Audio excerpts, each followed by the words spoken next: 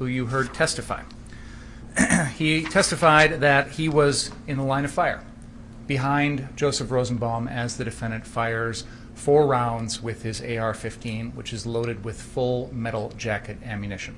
And I'll talk a little bit more about that type of ammunition in a little bit. But you've heard testimony that it's the type of ammunition that is capable of going through body armor. It is capable of going through a squad car.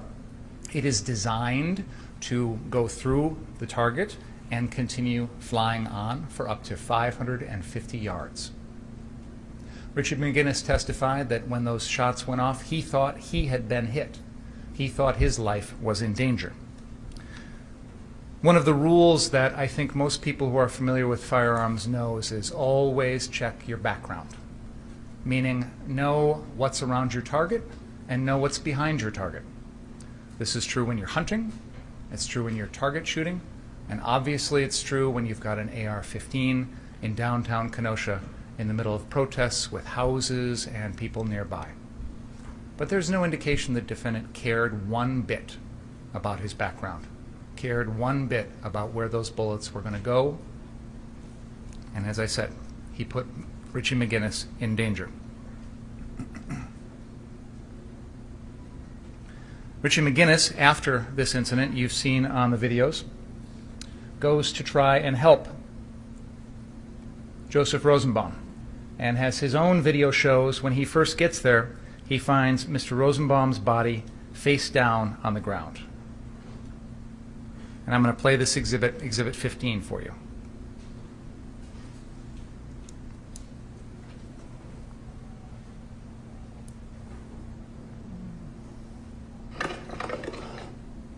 You okay?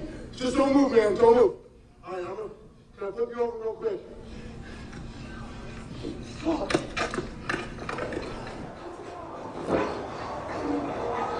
I'm gonna flip you over real quick, bro. Flip over real quick. Just gotta get pressure on this, dude.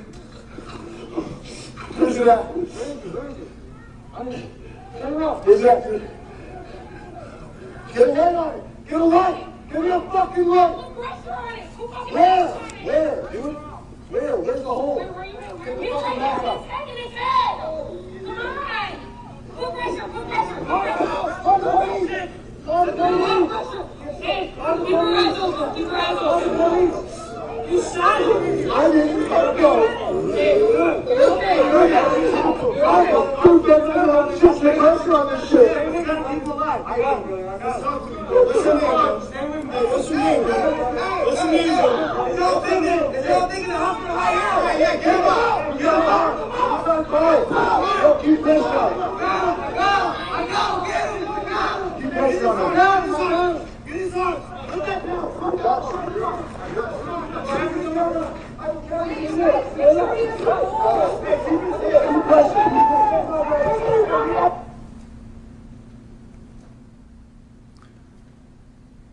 You want to talk about medics, you want to talk about people who care, you want to talk about people who are there trying to help.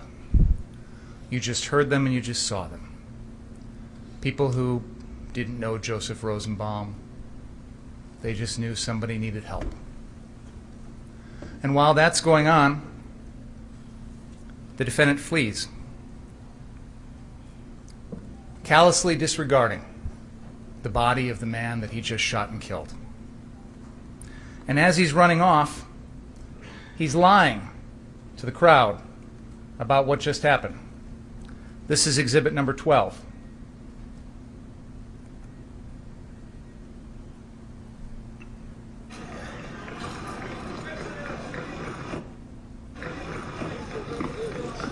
So there was just like 6 shots. It went off.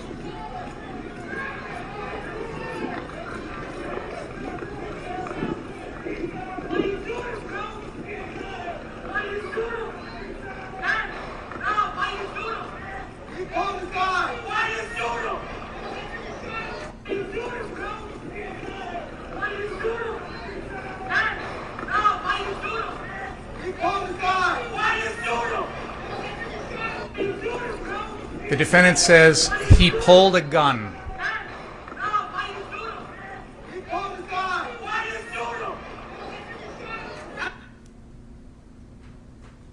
that statement, he pulled a gun, was a lie. It's not true. The defendant knew it wasn't true.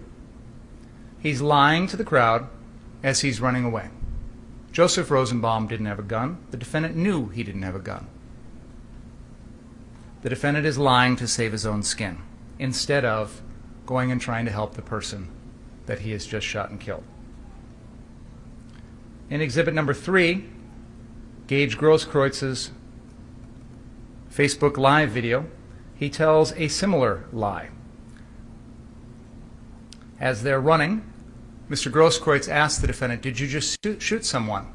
And the defendant says something about the police and then says, "I did not shoot anyone." And this is similar to the lie that he told Jason Lukowski at exactly that same time. As he passes Mr. Lukowski, he says, "I did not shoot anyone." And that was established through Mr. Lukowski's testimony.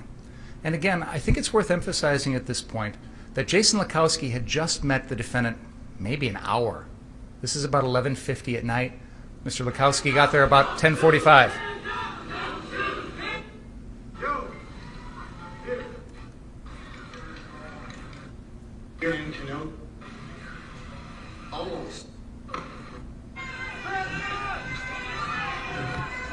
This is Gage Grosskreutz running towards danger, running to try and help.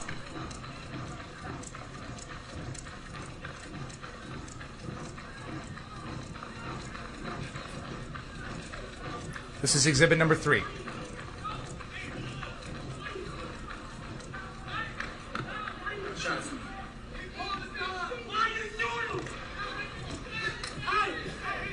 Hey, what are you doing? You shot somebody? Who shot? Who shot? Hey, what are you doing? You shot somebody? Who shot? Who shot? Listen to the second thing he says. You shot somebody? Who shot? Who shot? Hey, what are you doing? You shot somebody? Who shot?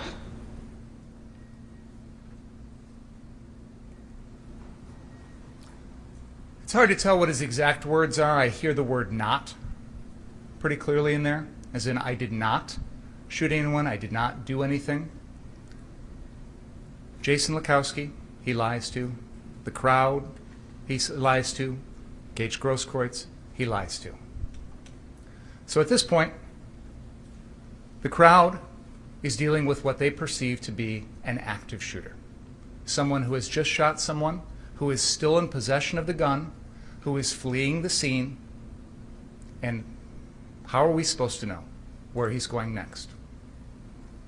You know, all night that night, the crowd has been hearing the sound of gunshots. They've been hearing fireworks, firecrackers, but now someone actually has been shot. The crowd sees the defendant running with a gun. He's lying to them. He still has the gun. He's shot someone. This is provocation to them. This is someone who has committed a criminal act and is putting people in danger. It is entirely reasonable for that crowd to believe at that moment that he is a threat to kill again. The defendant could have made it unequivocally clear what he was doing. He could have stayed at Mr. Rosenbaum's body, helped protect him, helped preserve his life, call 911. As he's running, he could have announced to the crowd exactly what he was doing, told them. He could have fired warning shots to try and keep him away. He could have dropped the gun. He could have raised his hands and surrendered. He could have signaled to this crowd that he did not pose a threat anymore. But everything he does is indicative of someone who is still a threat.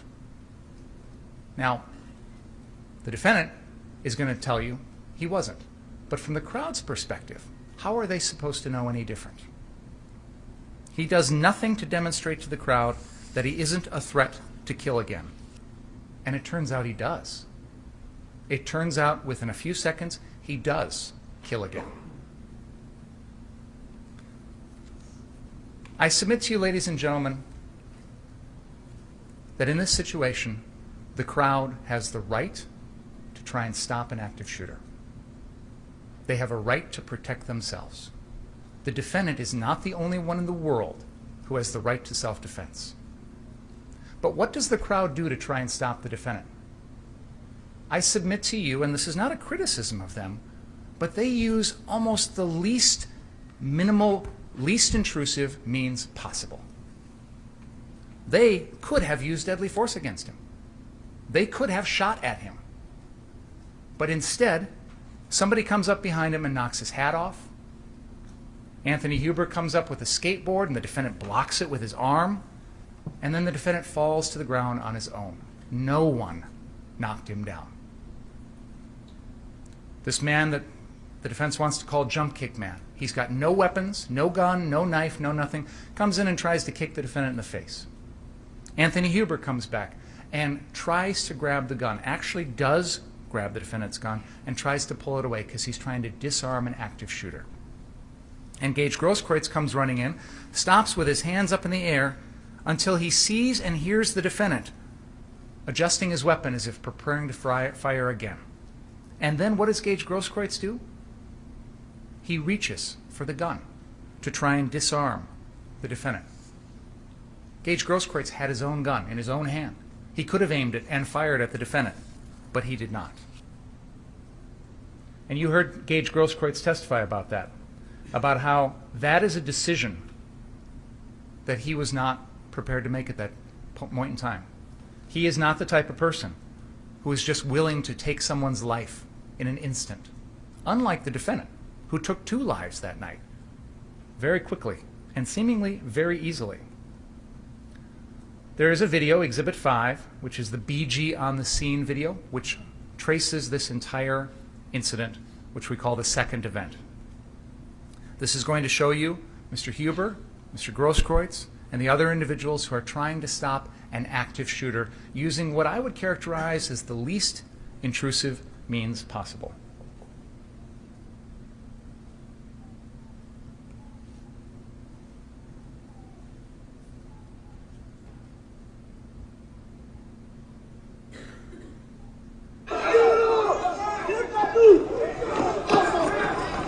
Someone knocks his hat off.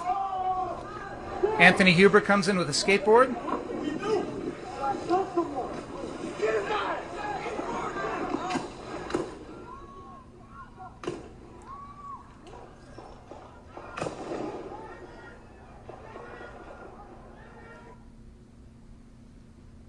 In just a few seconds, the defendant kills one person, attempts to kill 2 more, and blows off Gage Grosskreitz's arm.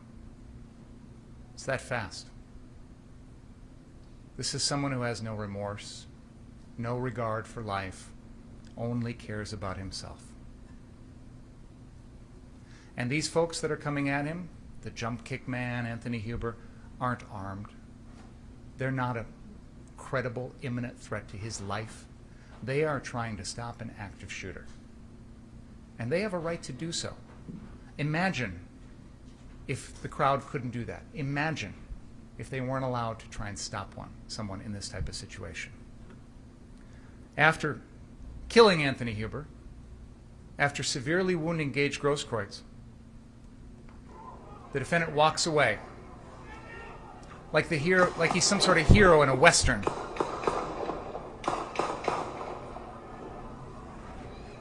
Without a care in the world for anything he's just done. You know, it's interesting. This occurs about a block away from the police line, right down the road. If the defendant's so concerned about his safety, the police are right there. And in fact, they pull up to this scene almost instantly. The defendant's got his medic bag on. He proclaims himself a medic. He doesn't know at this point if Anthony Huber's dead or alive or capable of being saved. And yet the defendant offers no assistance, makes no attempt to try and help anyone else. All he cares about is himself. We have taken that video and we have broken it down into individual frames. And I want to take you through, frame by frame, the incident with Gage Grosskreutz. because a lot has been made about Mr. Grosskreuz's motions and what he does and where he goes and things like that. So I think it's helpful for us to take a look at this. So this is Exhibit 80, beginning with frame 356. At this point, you can see that Anthony Huber is staggering off after being shot in the chest. The wound has entered his lower left rib cage and has wound up almost exiting near his right shoulder. It has ripped through his ribs, his heart, his aorta, and he may not technically be dead, but he's going to be dead within a few seconds. He is stumbling away. The defendant has the weapon pointed towards Gage Grosskreutz here, who is cowering, hovering, hiding, covering his head, trying to stay out of the way. And I'm going to go frame by frame here slowly as we see the movement. Now we see the gun is moving down towards Gage Grosskreutz. It is pointed directly at him from a distance of just a couple of feet. Gage Grosskreutz has his right leg planted as if he's pushing backwards, trying to get away. The gun is still pointed at him. The defendant here is going to adjust the gun, turn it over as if he's making some sort of adjustment on it. Gage Grosskreutz testified that this was a movement that he interpreted as the defendant preparing that gun as if it was going to fire again, as if clearing a jammed round so that he could shoot it at Mr. Grosskreutz. At this point, Mr. Grosskreutz is, I think, probably thinking to himself, if I can get away, I will, until he realizes that the defendant is getting ready to fire again.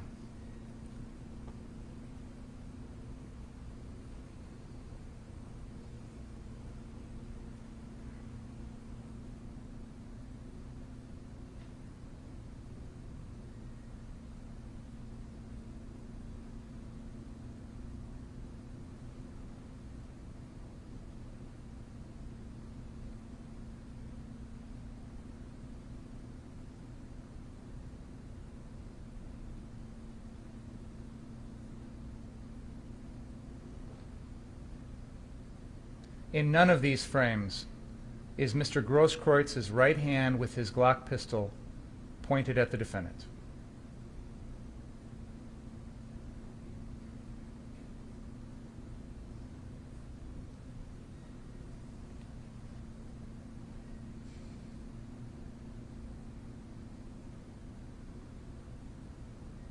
You can see Mr. Grosskreutz is actually backing up with his right leg. Let me go back a couple of frames here. This is frame 444. You can see his right foot is on the ground, but it's starting to move back. Now as I move forward in the frames, 447, his right leg is moved back. This is someone who is about to retreat. His hands are in the air. He's backing away from the defendant until, as he's testified, he sees the defendant start to manipulate that gun in such a way that it makes Mr. Grosskreutz feel like he's about to be shot. And only then does he take action. What action does Mr. Grosskreutz take? Does he hold that gun with both hands, the Glock that he's got, and point it at the defendant? No, never. Does he even take the gun with one hand and point it? No, never. Instead, you can see him start to lunge in with his left arm forward. The gun is not in this hand. The gun is in his right hand. He's lunging forward, reaching for the defendant. Probably reaching for the gun. Probably trying to block the gun. You can see now he's going to take a step with his right leg across the defendant's body. Not directly towards the defendant, but across the defendant's body. As he's reaching in, almost swiping away at that gun with his left arm. He has bladed his body in such a way as to try and present as minimal of a target as possible, which is probably what saves his life. His right leg is about to hit the ground here. The gun, the AR-15, is pointed directly at him from just 2, maybe 3 feet away. He's trying to shield himself with his left arm. And as we approach frame 500 here, the gun goes off. At no point in this process is Mr. Grosskreutz pointing his gun at the defendant. Frame 499, the gun is just fired. Frame 500, you see the puff of smoke. 501, the bullet has hit Mr. Grosskreuz's right bicep, severing it. I'm going to continue forward after this because you can see that his right arm, this is an interesting frame right here, 504. You can see that gun. I'll go back even more. You can see that Mr. Grosskreuz's arm with the right hand, with the gun, his right hand is pointed off to the side.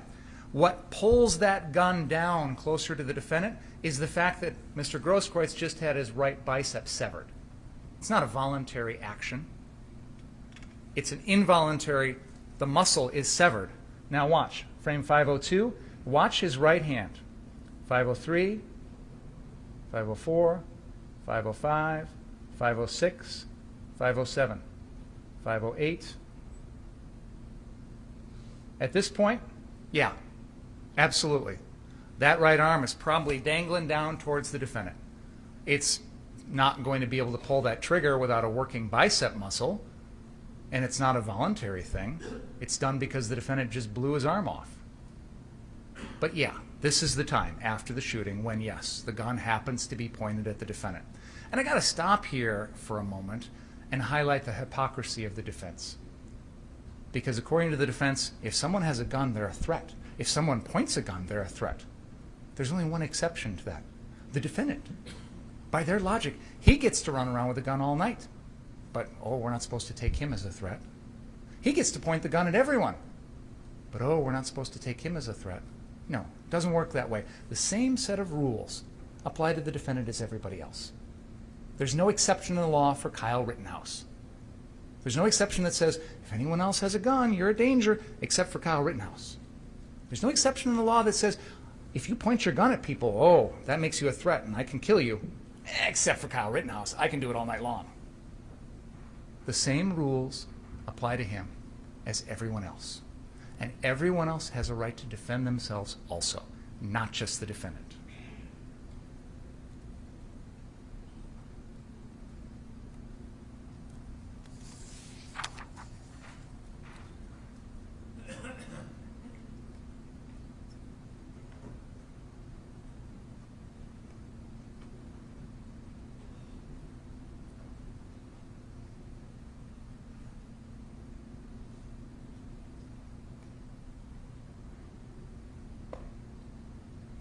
We have shown you photos and videos of Gage Grosskreuz's injuries.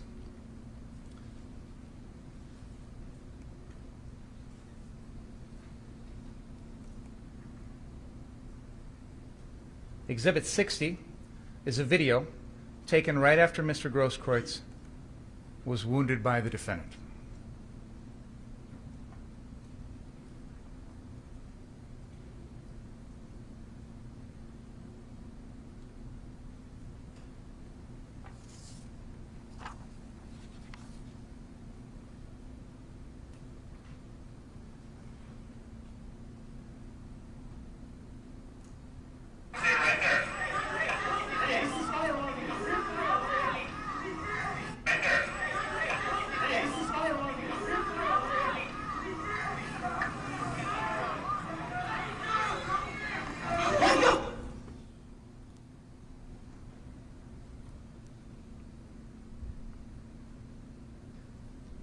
It's hard to look at, but this is what we're dealing with.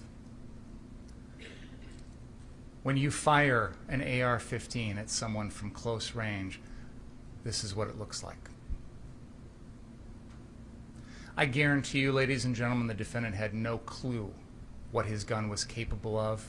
He didn't even bother to pay any attention to it, didn't concern himself with what he would be doing to other people. But this is what happened. Let's not flinch away from this. It's important that we understand what that gun was capable of that night. It killed 2 people, and it did this to Mr. Grosskreuz's arm.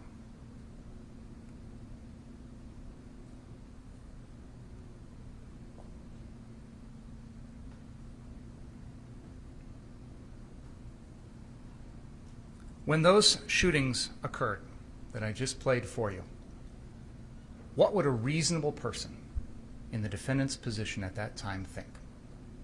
The good news is, ladies and gentlemen, you're going to tell us.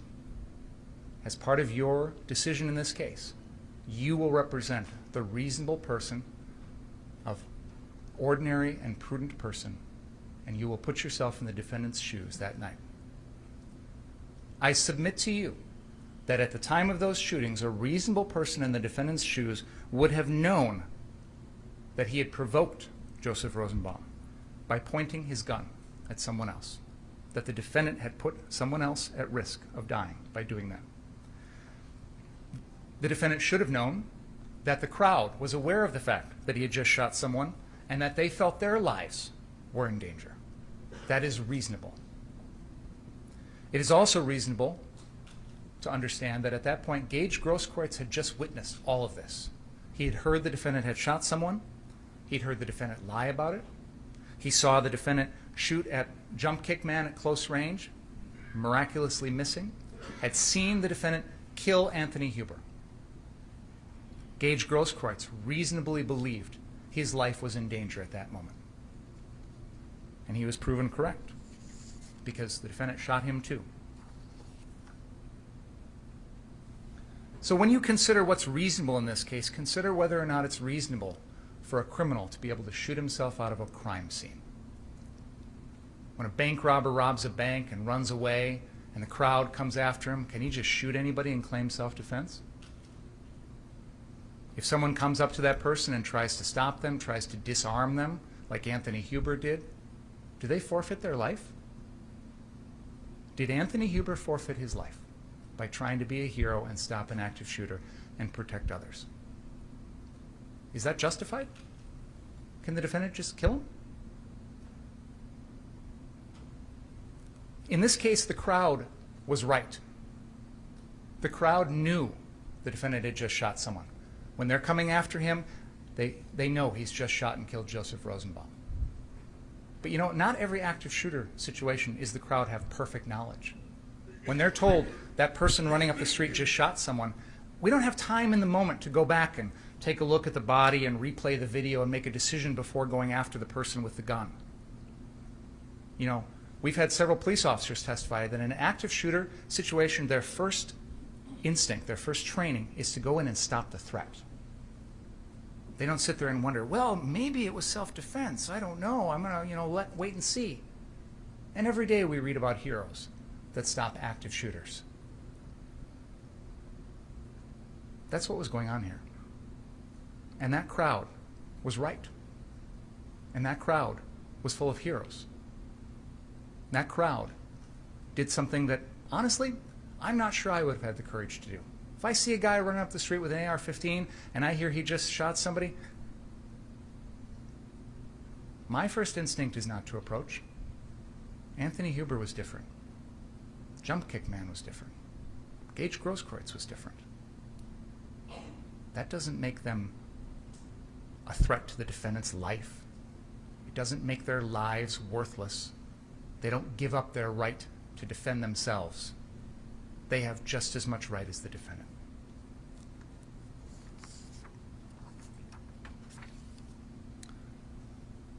I told you I wanted to begin by talking about the murders committed by the defendant.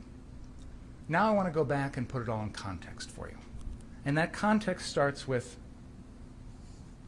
bruh, I'm just trying to be famous. The defendant's TikTok profile.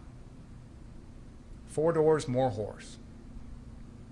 Picture of him up in Ladysmith, probably in early May, proudly holding his new AR-15. Up until August 25th, 2020, this is the only time he'd ever fired that gun. Maybe put 100 rounds through it or so at that property up there with Dominic Black. They purchased that gun on that same trip. The defendant admitted he knew as a matter of law he could not buy that gun because he was only 17. Yet he wants to tell you that he thought legally he could possess it, which didn't make a lot of sense to me. We don't have a lot of defendants come in and say, well, I possess cocaine. I knew I couldn't buy it, but I thought I could possess it. No, it's not the way it works. Dominic Black conducted what we call a straw purchase for the defendant. He purchased that gun for someone who was not legally allowed to purchase it for themselves. I'm prosecuting Dominic Black for that, as you know, just like I'm prosecuting Joshua Zeminski. Because what Dominic Black did was wrong, and we don't tolerate that. The agreement was Dominic Black was going to keep that gun until the defendant turned 18. It was Dominic Black's gun. It was legally his. And the defendant knew that it was going to be held onto until he turned 18, that he was not going to have it until that birthday.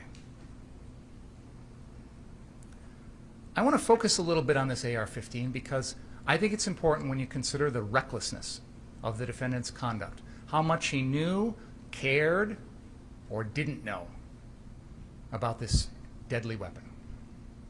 He'd only fired it that one time, maybe 100 rounds through it.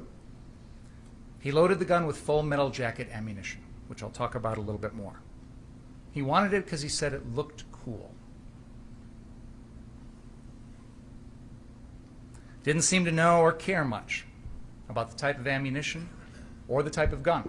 You had a couple of witnesses tell us in this trial, and I could not believe it.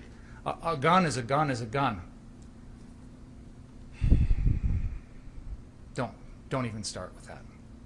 And a bullet is a bullet. No, it is not. It is not. And anybody who says that is ignorant and reckless, because there are some important distinctions here. Full metal jacket ammunition is capable of piercing body armor and squad cars. And you heard Officer Krieger testify that when they heard someone was running around with a rifle, he went and got his plate armor out of the back because their regular body armor wasn't going to stop those rounds. Ryan Balch talked about how full metal jacket ammunition is designed, and this is a former Army infantryman, is designed to go through a target like a deer or a person and continue on. He says it can hit a target 550 yards away. That's 5.5 football fields. And he explained that he had a handgun that night, which he put hollow point ammunition on. And that's what he was planning on using for self-defense. Because hollow point ammunition acts differently. It's going to hit its target, but it's not designed to continue on and go through and hit other targets. So you will hit what you hit, but you're not going to put the rest of the community at risk, especially on a night when there are hundreds of people out on the streets in a heavy residential area. We can see on that map the car source, there are houses, there are churches, there are daycares, there are schools nearby, and you're firing full metal jacket ammunition around. I submit to you, ladies and gentlemen, that that AR-15 had no lawful or legitimate purpose that night. Now, the Second Amendment allows people to carry guns. That is true. There are people who can't carry guns, convicted felons, for example. But, generally speaking, I'm not saying people don't have the right to carry a gun. What I'm saying is that AR-15 did not accomplish any of the goals that these folks said it was going to. So, for example, Ryan Balch says the handgun is what he was going to use for self-defense. Several witnesses agreed you can't point this gun or shoot this gun at people to protect property. So if you're going to protect the car source building, how is this gun going to help with that? The defendant has admitted the gun was useless when he was going to treat people as a medic because it got in the way. He had to take it off and hand it to someone. So you can't use it as a medic. You can't use it to protect the building. So what's it there for? Well, it looks pretty imposing, and it has some deterrence value, but Jason Lukowski, Dominic Black, and Ryan Balch all said they never actually intended to use their guns. So why is it there? The defendant was wearing a sling that night. He purchased that sling at Jelinski's that afternoon. The purpose of the sling was so the gun couldn't be taken away. Wouldn't fall off, he wouldn't lose possession of it. It was designed to help him retain possession of that gun. And he loaded it with 30 rounds, the full magazine, capable of killing 30 people or more. Why do you need 30 rounds of full metal jacket armor to protect a building? This AR-15 is completely incompatible with the role of a medic. Richie McGinnis testified he's been to demonstrations in Seattle, Portland, Washington, D.C., New York, Minneapolis. He's never seen anyone walking around claiming to be a medic with an AR-15. And certainly when you see someone like that, it doesn't exactly send a warm, fuzzy message. Oh, come to me, I'm here to help. And the defendant acknowledged he had to take off his AR-15 to treat people. No serious, credible medic wears an AR-15 slung around their body. That's because the defendant was a fraud. He was not an EMT. He lied. He lied to the press. He's being interviewed by Richie McGinnis, who he hears is a member of the media, and he says, I'm a certified EMT. You're lying. You're absolutely lying. Jason Lukowski and Dominic Black said the defendant had to borrow his medical supplies from us. This is an emergency situation. Everybody's anticipating violence. Everybody's prepared for people to be hurt, harmed, injured, and yet the defendant's going to go there and walk around claiming to be a medic?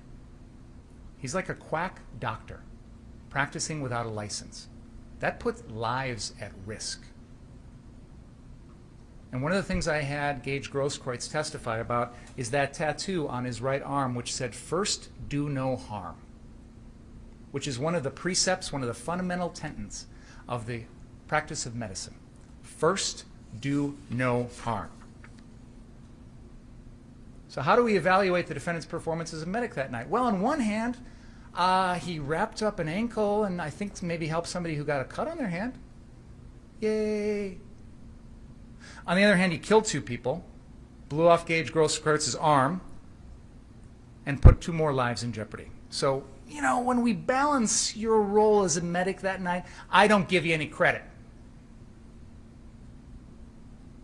He showed no remorse for his victims, never tried to help anybody that he hurt, and even on the witness stand, when he testified on Wednesday, he broke down crying about himself, not about anybody that he hurt that night.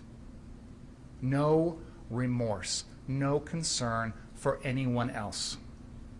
For him to call himself a medic is an insult to anyone like Gage Grosskreutz, who spent hundreds of hours training and working hard to become an EMT. It's an insult.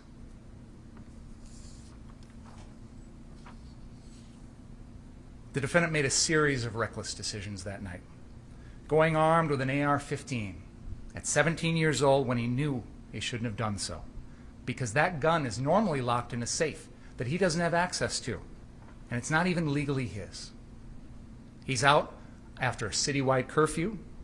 He's intentionally and knowingly entering into a dangerous situation, and he expects it because he brings along his AR-15 and some body armor. So don't tell me you didn't know. He brings along no non-lethal means of defense, which means his only option is to kill. I don't know about a lot of you, but I remember that night. I didn't come down here. I don't think most reasonable people did. In part because we all knew it was going to be violent and dangerous. Most reasonable people, to the extent they came out, they were gone by then. Because you don't willingly put yourself in this situation unless you want it, unless you're looking for it, unless you want trouble.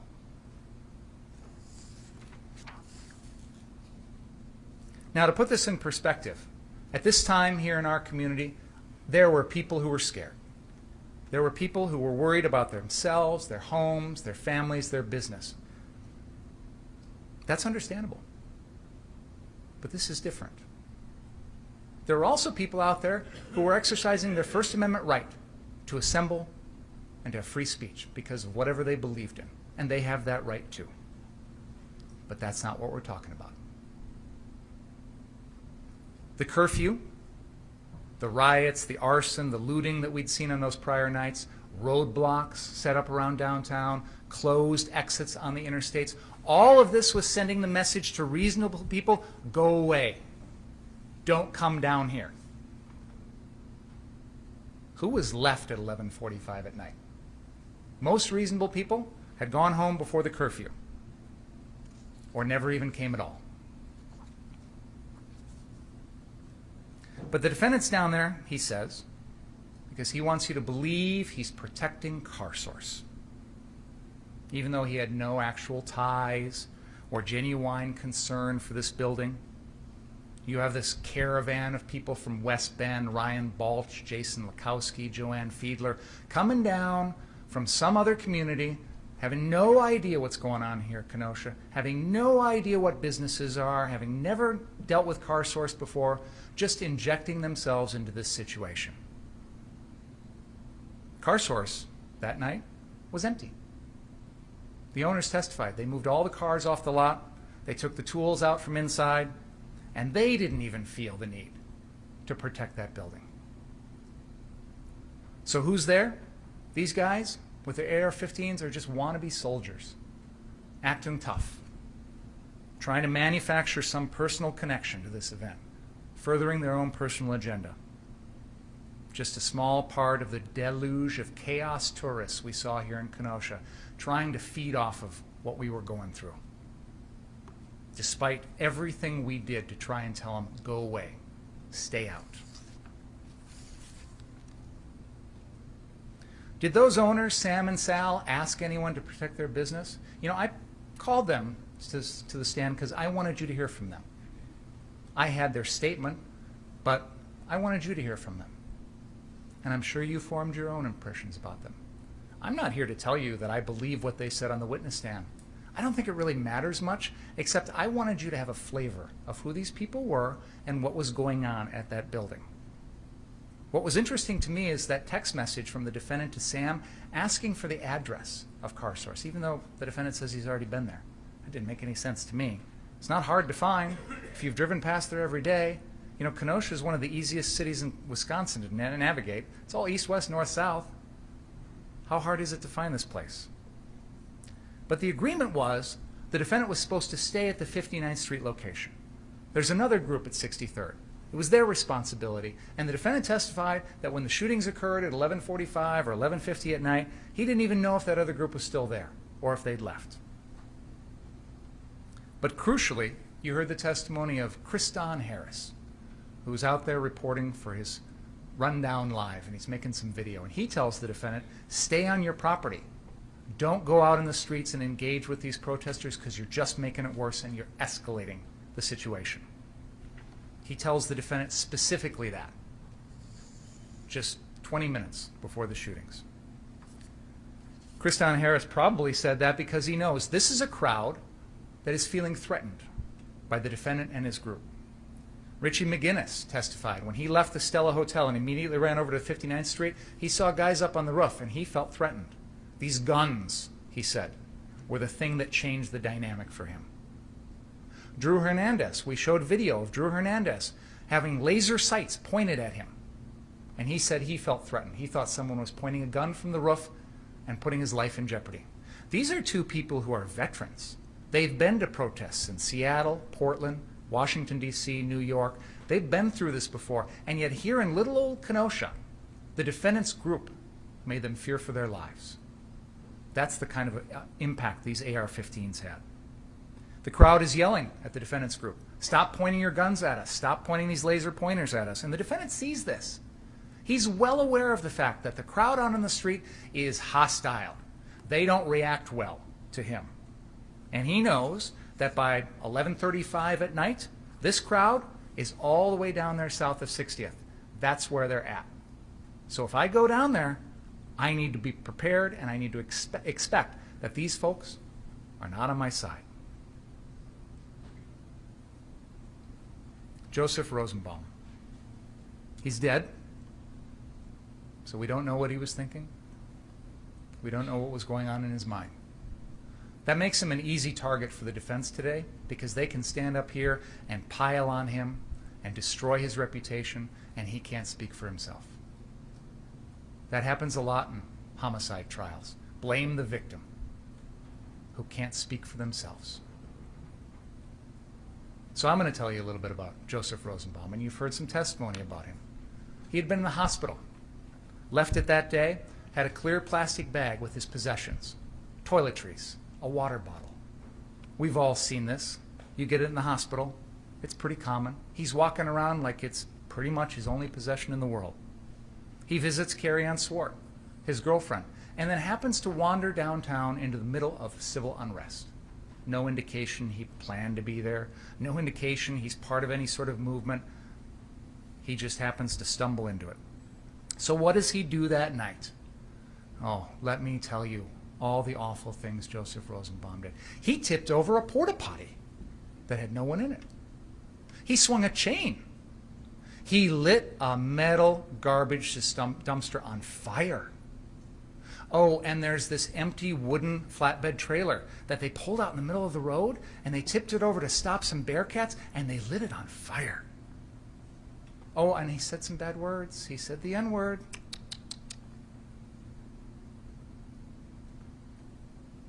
If he were alive today, like Joshua Zeminski, I'd probably try and prosecute him for arson, but I can't because the defendant killed him. But that's the way we deal with people that do these things. When you commit arson, we prosecute you. We don't execute you in the street. And I'm not here to say that the things that Joseph Rosenbaum did were good or that I condone that kind of behavior. Not at all. But he didn't deserve to die for it.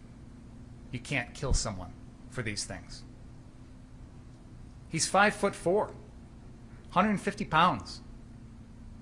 Jason Lukowski characterized him as a babbling idiot. Lukowski says, I turned my back and walked away. This guy wasn't even a threat. I think we all know somebody like Joseph Rosenbaum, the Napoleon complex, the little guy who just wants to chatter, but when it comes down to it, it's all bark. It's no bite. It's like a little dog. Bark, bark, bark, bark, bark, but really ain't gonna do anything. There is no dispute in this record that at no point that night did Joseph Rosenbaum hurt anyone. Never had a gun, never had a knife, never had a bat, never had a club. And in the Drew Hernandez video, that fight at Ultimate Gas that we showed you, he's being shoved around by the crowd like a rag doll. And yeah, he's mouthing off, he's talking a lot, but he doesn't actually threaten anybody, doesn't actually hurt anybody.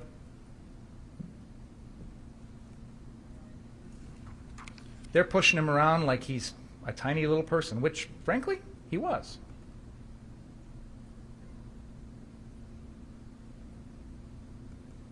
And in the background of this video, you will hear somebody say, point your gun at me, or something like that. That's Joseph Rosenbaum. He's upset because somebody pointed a gun, and that triggers him, which is understandable.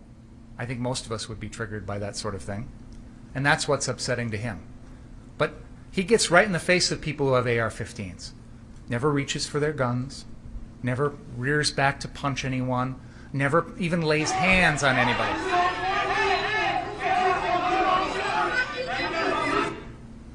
You're going to watch this confrontation here at Ultimate Gas, and I want you to keep in mind that there's a group of people on one side with AR-15s and a group of people on the other side. And none of the people with the AR-15s feel their life is in danger. None of them shoot their guns. They can handle themselves. The defendant can't.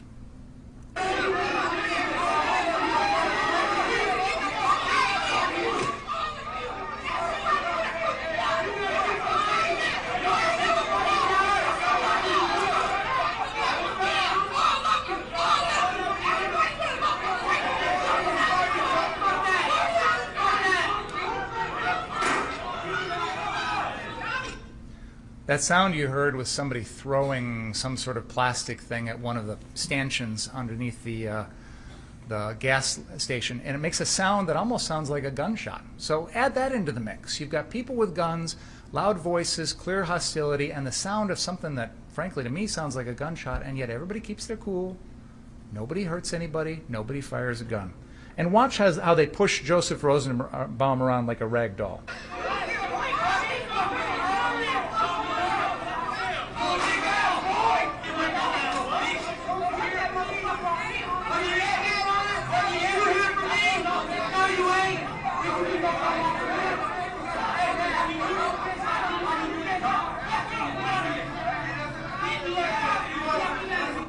Watch this guy in yellow. He's going to shove Joseph Rosenbaum about 8 feet away.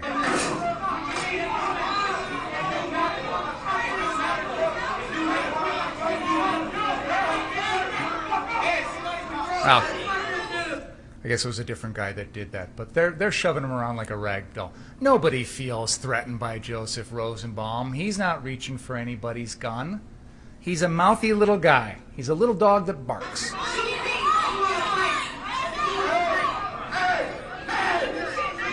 And you know what he's going to do now? He's going to tell him, hey, I need to go grab my bag. I don't have my bag. So they let him on through.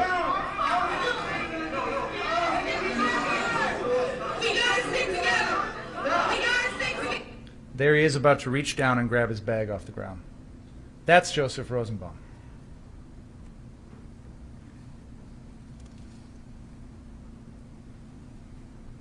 You've heard testimony that he tells people, shoot me, asking them to shoot him. I'm curious how that's a threat to anyone else. He's triggered, as we saw in that video, by people pointing guns at other people, which is reasonable. Most people would feel that same way. And then we get to the crux of the defense, this threat that he supposedly made to the defendant. The defense would love to be able to play you a video of this threat. They would love for you to see it and hear it yourself. This is a night in which there are dozens of people out there, reporters and regular folks who are recording with their cell phones and with other cameras all night long. We have shown you video of almost every minute of the defendant's night from multiple different angles. And yet, you have not been shown a single video with this threat. Nowhere. It's not out there. Ryan Balch testified, and we have his transcript.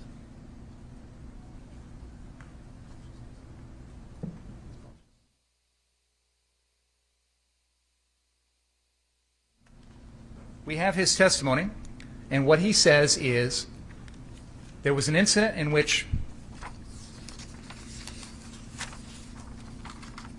Dustin Collette had put out a dumpster fire and said something to the effect of, fuck around and find out. And Balch steps in, and he has an exchange with the protesters, and he turns around, and Rosenbaum is right there in front of my face yelling and screaming. And I tell him to back up. And he goes, you know what? If I catch any of you guys, blah, blah, blah. So that's the timing, according to Ryan Balch. Right after that dumpster fire. Kriston Harris from the Rundown Live was there, physically, standing right next to Ryan Balch.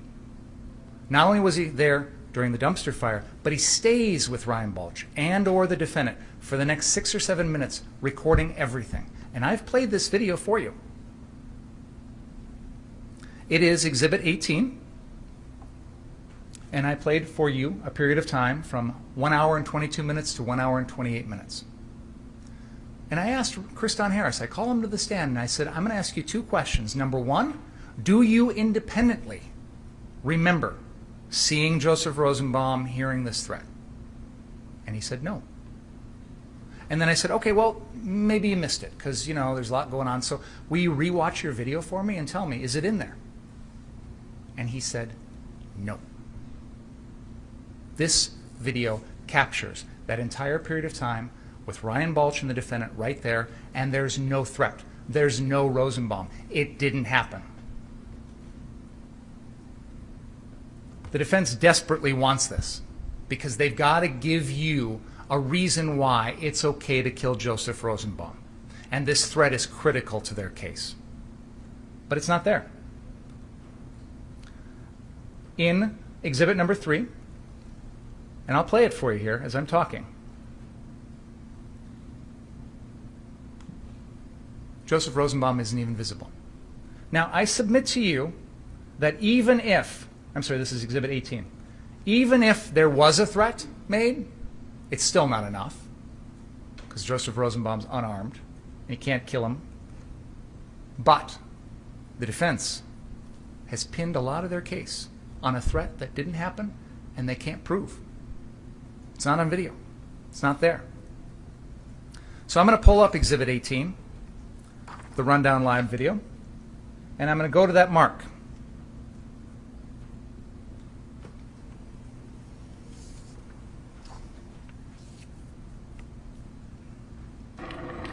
Don T. Harris here at the Rundown Live, and I'm here with a bunch of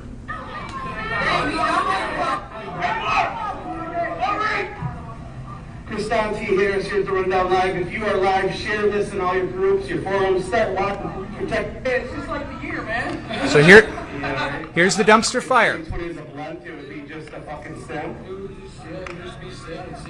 I could use a doobie right now. Joseph Rosenbaum is not in this video. Here's Dustin Collette about to put the fire out. How's it going? Guys want to fuck around and find out? Hey. Come on, reel in. Don't cause problems when there's none here. Yeah, that's true. Just stay on your property. There's way too many of them.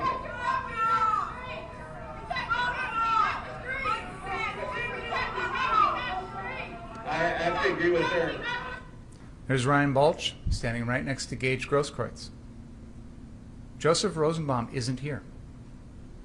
And the defendant and his group are being told an important message. As long as you stay on your property, but don't go out there and cause trouble.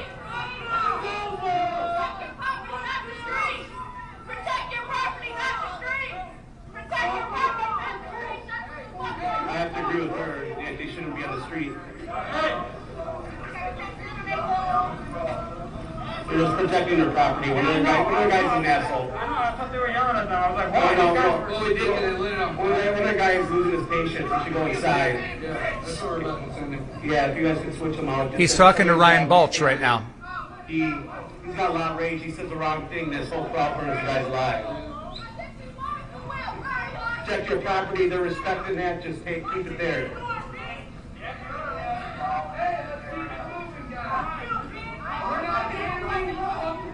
This is where Ryan Balch goes and talks to a protester. He's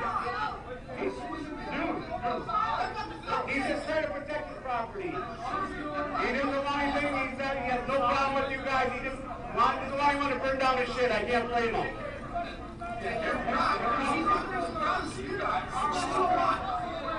I understand. Hey, your job isn't to be in the street. You gotta stay on your property. That's why you got problems already with people.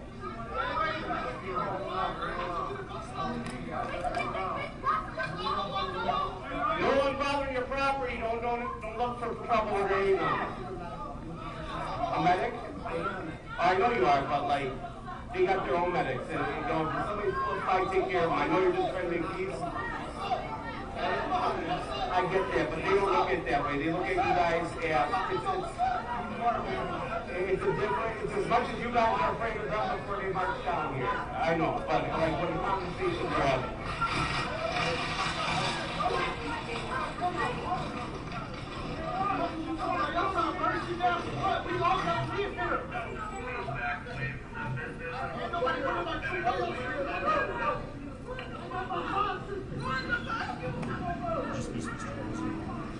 Thanks, guys.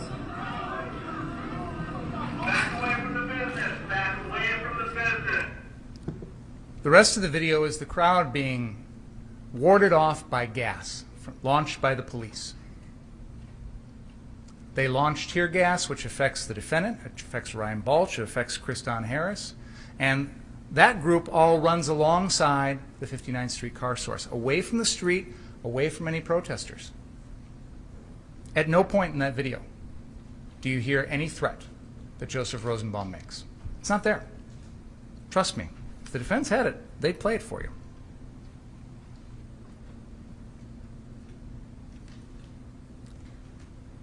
Now, they want you to believe that that threat is made, and they also want you to believe that it was something that the defendant took into account when he decided to kill Joseph Rosenbaum. One of the questions that occurs to me is, how would the defendant even know who that guy is? Because earlier in the night, Joseph Rosenbaum is wearing a red shirt and a blue bandana. But by the time he's killed, he's got no shirt on. He's got no blue bandana. This is someone the defendant has never even met before. He's one of hundreds of people in the crowd. And yet, we're expected to believe that in a split second, the defendant remembers this guy? I don't believe so. So then, that video that I just showed you leaves off at about 11:35 p.m. The police have moved the protesters south of 60th Street. They've tear gassed the crowd, and there's no protesters left. 59th Street is no longer in any danger. It wasn't much danger to begin with. There wasn't anything left there to protect. But by this point, there's no more danger. As law enforcement comes through, you've heard this video where they tell the defendant and his group, "We appreciate you," and hand him out bottles of water. As long as you stay on that private property, yeah. No one is saying you don't have the right to stay on private property and protect private property. What people are saying, what the crowd is saying, is stay there. Don't go out looking for trouble. The defendant hears this message from the police and takes it the wrong way. He thinks, oh, well, now I'm junior policeman. I can go run around stopping crime. But I asked him and I asked some other witnesses, if the police are there on the scene and the protesters are gone, go home. Why are you still here? Shouldn't have been here in the first place. But why are you still sticking around? And interestingly enough, one of the questions I've always had in the back of my mind is, what's the end game here? When is this crew going to be done and decide that it's time to leave? Well, right after the defendant kills Joseph Rosenbaum, kills Anthony Huber, and comes back, they all flee like rats off a sinking ship. But it's boring at 59th Street. There's no protesters. There's no action. So the defendant decides about 11:35 p.m. to cross the police line and go looking for trouble. He knows at this point he's entering a hostile crowd. He's seen this crowd. He knows what they're like. That's why he has to yell friendly to them, because he knows they're not going to see him and think he's friendly. And he knows he's got to have Ryan Balch with him, some sort of buddy to protect him.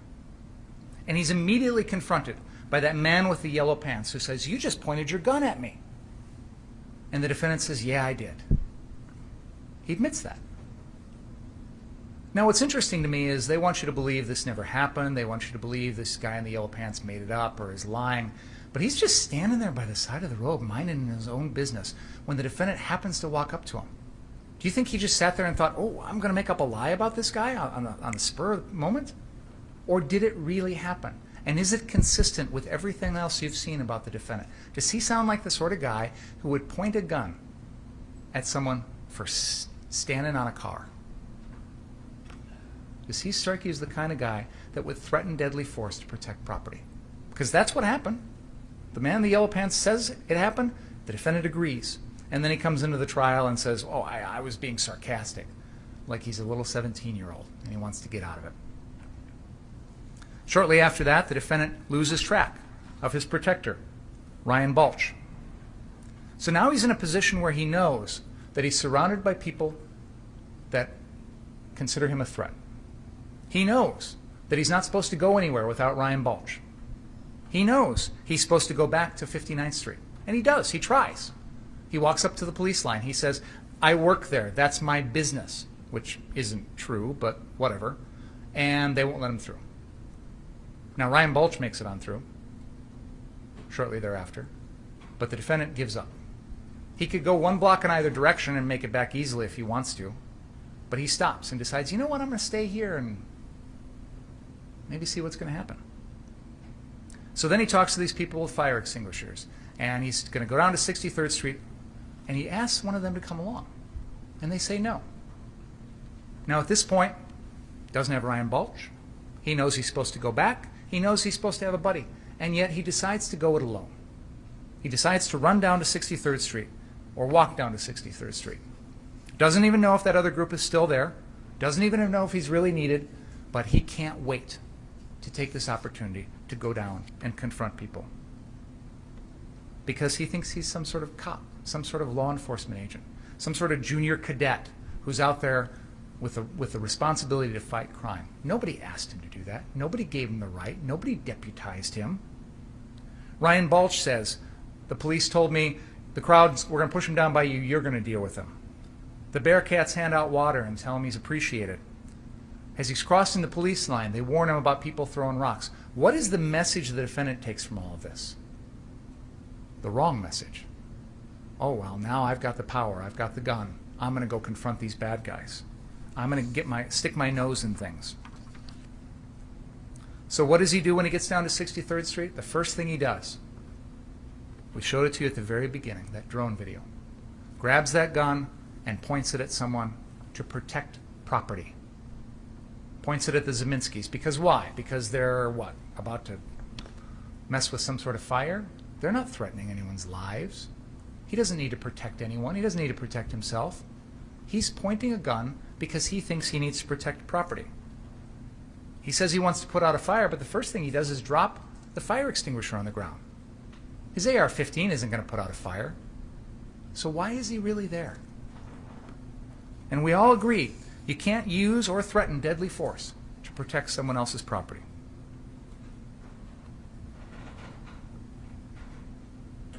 You are here to decide whether or not his actions are legally justified, not to buy pathetic excuses that might be given to you. As a teacher, when a student says to you, the dog ate my homework, that's an excuse. It doesn't get you out of the homework assignment. If you panic in a situation that is not reasonable, that is an excuse. It is not a legal justification. If you're 17, if you don't have training or experience, if you put yourself in a situation where you're in over your head, if you're scared, those are excuses. Those are not legal justifications to kill. They do not erase your personal responsibility for your own actions. The court has read to you the instructions in this case. They lay out the law that you should apply. That reading took a long time, and I understand there was a lot to digest. And one of the things that you will have the opportunity to do when you go back and deliberate is read through those instructions yourselves. Because I get that listening to them doesn't always make it clear.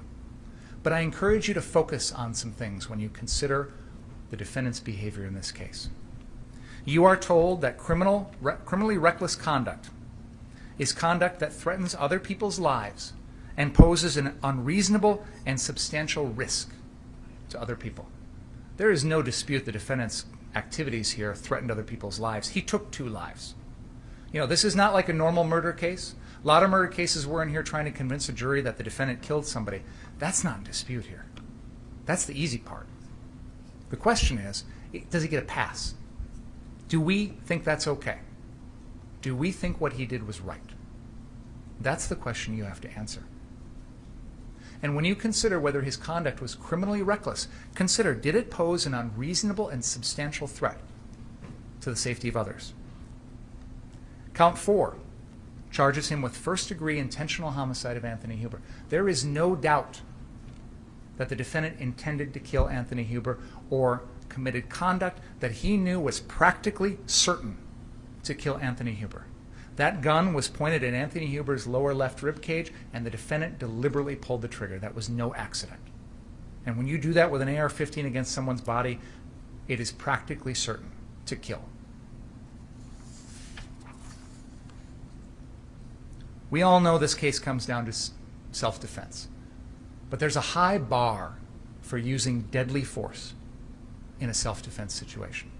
The law says that the defendant may intentionally use force which is intended or likely to cause death or great bodily harm only if the defendant reasonably believed that the force was necessary to prevent imminent death or great bodily harm to himself.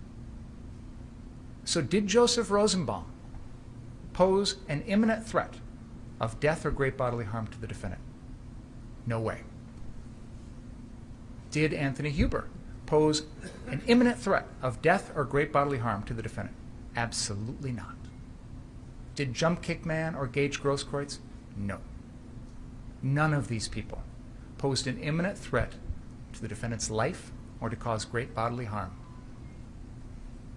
The standard, when you make this decision, is what a person of ordinary intelligence and prudence would have believed in the defendant's position under the circumstances that existed at the time of the alleged offense.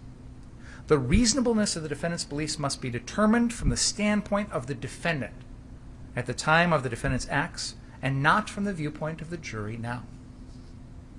So put yourself in the defendant's position. Would you have done the same thing? Would a reasonable person have done the same thing? Would you have engaged in the reckless conduct that led to this course of events?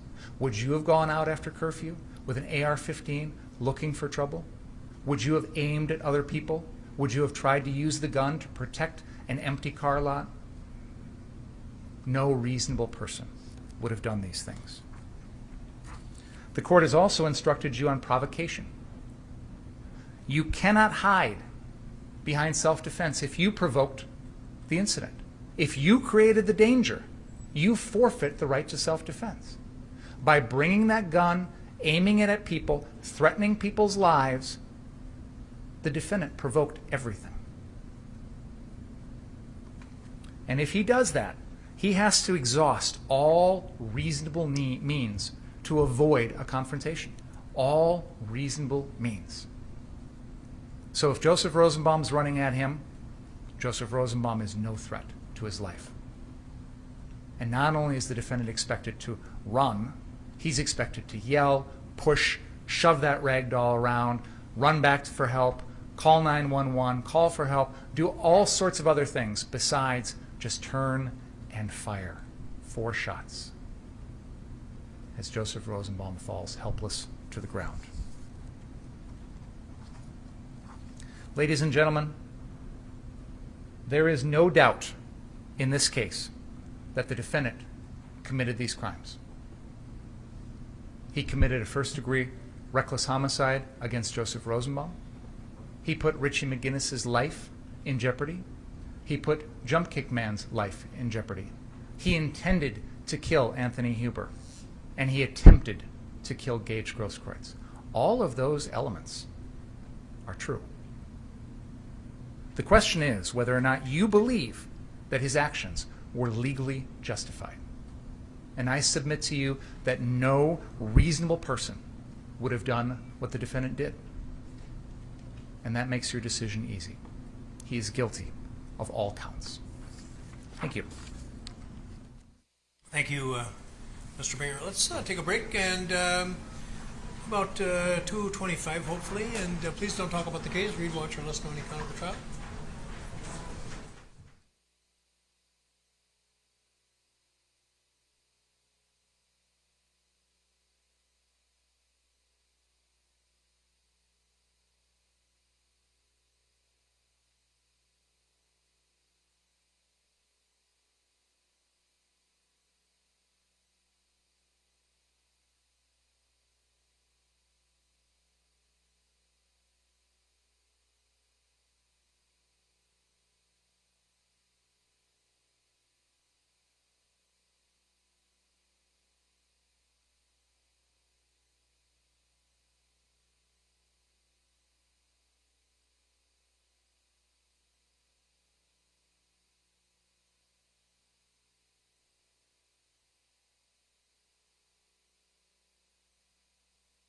Said that, I wondered if I'd have given it a print command, you know.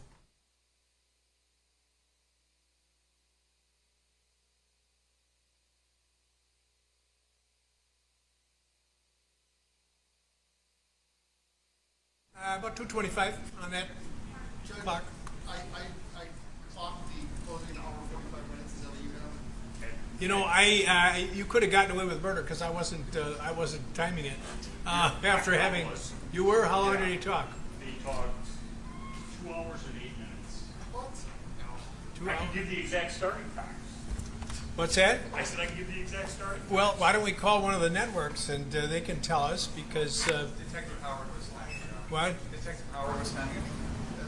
See if they remember. So, well, let's get everybody under oath and work it out, and if necessary, we'll have a hearing on it.